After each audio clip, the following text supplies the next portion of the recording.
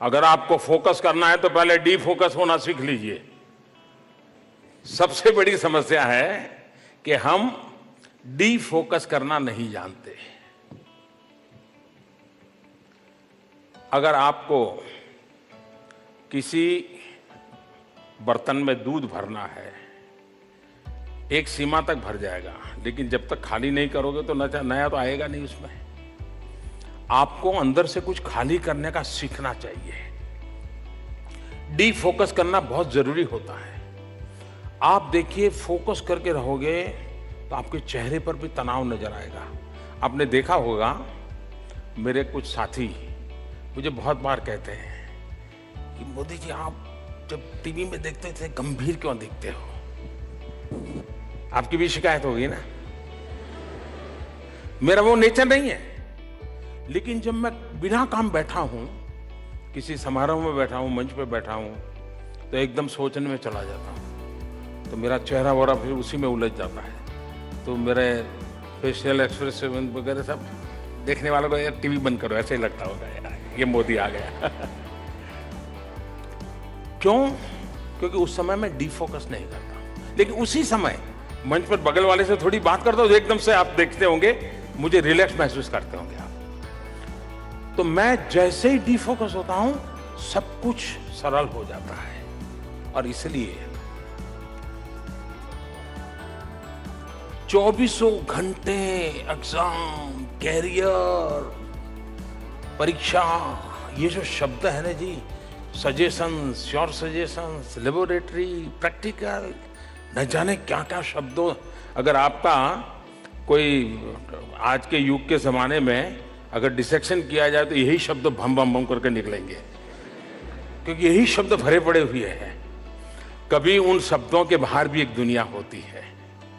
और इसलिए खेलना, हमारे शास्त्रों में पंच महाभूत, इसकी चर्चा है।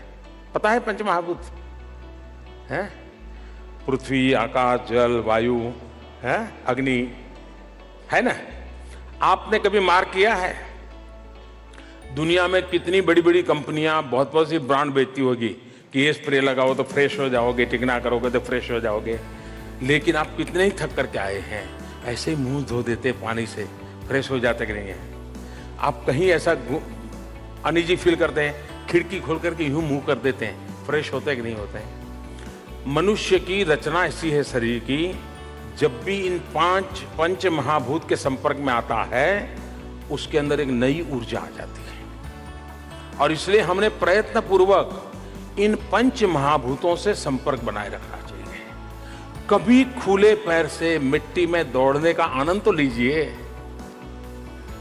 कभी, अब मुझे बराबर याद है, मैं मेरे यहाँ तो और कोई व्यवस्था नहीं थी, तो मैं तालाब में ही नहाता था, ठंड हो या गर्मी हो, कुछ भी हो।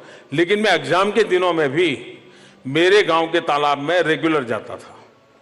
मुझे वो फ्रेश कर देता था पानी। और इसलिए मैं मानता हूं कि